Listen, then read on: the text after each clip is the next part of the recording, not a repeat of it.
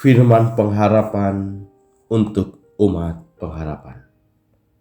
Keluaran 4. Lalu sahut Musa, bagaimana jika mereka tidak percaya kepadaku dan tidak mendengarkan perkataanku, melainkan berkata, Tuhan tidak menampakkan diri kepadamu.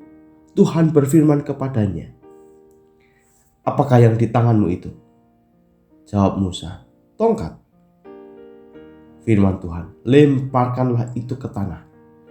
Dan ketika dilemparkannya ke tanah, maka tongkat itu menjadi ular. Sehingga Musa lari meninggalkannya. Tetapi firman Tuhan kepada Musa, ulurkanlah tanganmu dan peganglah ekornya. Musa mengulurkan tangannya, ditangkapnya ular itu. Lalu menjadi tongkat di tangannya. Supaya mereka percaya bahwa Tuhan Allah nenek moyang mereka, Allah Abraham, Allah Ishak, dan Allah Yakub telah menampakkan diri kepadamu. Lagi firman Tuhan kepadanya, masuklah tanganmu ke dalam bajumu. Dimasukkannya lah tangannya ke dalam bajunya, dan setelah ditariknya keluar, maka tangannya kena kusta, putih seperti salju. Sesudah itu firman-Nya, masukkanlah tanganmu kembali ke dalam bajumu.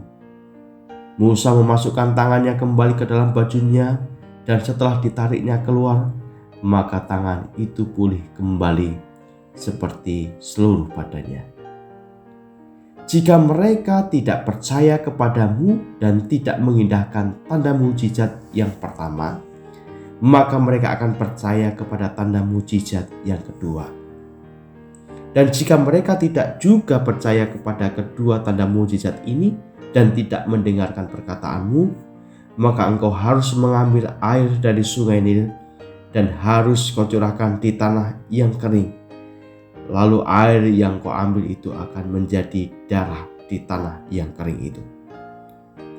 Lalu kata Musa kepada Tuhan, Tuhan, aku ini tidak pandai bicara, dahulu pun tidak, dan sejak engkau berfirman kepada hamba-Mu pun tidak, sebab aku berat mulut dan berat lidah. Tetapi Tuhan berfirman kepadanya, siapakah yang membuat lidah manusia? Siapakah yang membuat orang bisu atau tuli? Membuat orang melihat atau buta? Bukankah aku, yakni Tuhan? Oleh sebab itu, pergilah, aku akan menyertai lidahmu dan mengajar engkau apa yang harus kau katakan.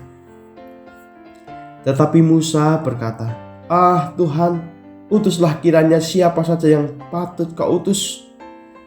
Maka bangkitlah murka Tuhan terhadap Musa dan ia berfirman, bukankah di situ Harun orang Lewi itu kakakmu? Aku tahu bahwa ia pandai bicara. Lagi pula ia telah berangkat menjumpai engkau. Dan apabila ia melihat engkau, ia akan bersuka cita dalam hatinya. Maka engkau harus berbicara kepadanya dan menaruh perkataannya itu ke dalam mulutnya. Aku akan menyertai lidahmu dan lidahnya dan mengajarkan kepada kamu apa yang harus kamu lakukan. Ia harus berbicara bagimu kepada bangsa itu. Dengan demikian ia akan menjadi penyambung lidahmu, dan engkau akan menjadi seperti Allah baginya. Dan bawalah tongkat ini di tanganmu, yang harus kau pakai untuk membuat tanda-tanda mujizat. Lalu Musa kembali kepada mertuanya Yitro serta berkata kepadanya, izinkanlah kiranya aku kembali kepada saudara-saudaraku yang ada di Mesir, untuk melihat apakah mereka masih hidup. Yitro berkata kepada Musa, pergilah dengan selamat. Adapun Tuhan sudah berfirman kepada Musa di Midian, kembalilah ke Mesir, sebab semua orang yang ingin mencabut nyawamu telah mati. Kemudian Musa mengajak istri dan anak-anaknya lelaki, lalu menaikkan mereka ke atas keledai, dan ia kembali ke tanah Mesir, dan tongkat Allah itu dipegangnya di tangannya.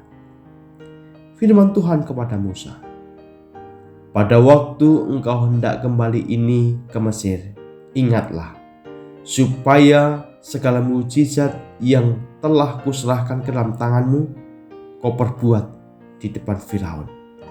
Tetapi aku akan mengeraskan hatinya, sehingga ia tidak membiarkan bangsa itu pergi.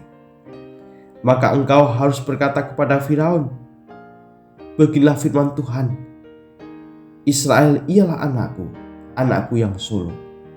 Sebab itu aku berfirman kepadamu, biarkanlah anakku itu pergi, supaya ia beribadah kepadaku.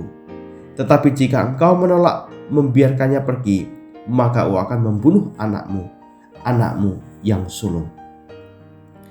Tetapi di tengah jalan, di suatu tempat bermalam, Tuhan bertemu dengan Musa dan berikhtiar untuk membunuhnya.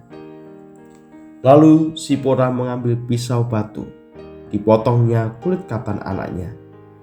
Kemudian disentuhnya dengan kulit itu di kaki Musa sambil berkata, sesungguhnya engkau pengantin darah bagiku. Lalu Tuhan membiarkan Musa pengantin darah, kata Sipora waktu itu, karena mengingat sunat itu. Berfirmanlah Tuhan kepada Harun, pergilah ke padang gurun menjumpai Musa. Ia pergi dan bertemu dengan dia di gunung Allah, lalu menciumnya.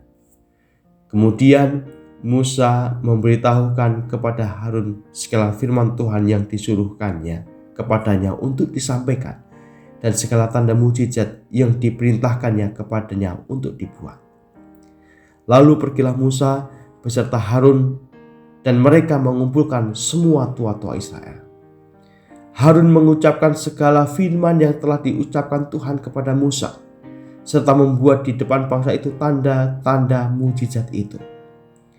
Lalu percayalah bangsa itu, dan ketika mereka mendengar bahwa Tuhan telah mengindahkan orang Israel dan telah melihat kesengsaraan mereka, maka berlututlah mereka dan sujud menyembah.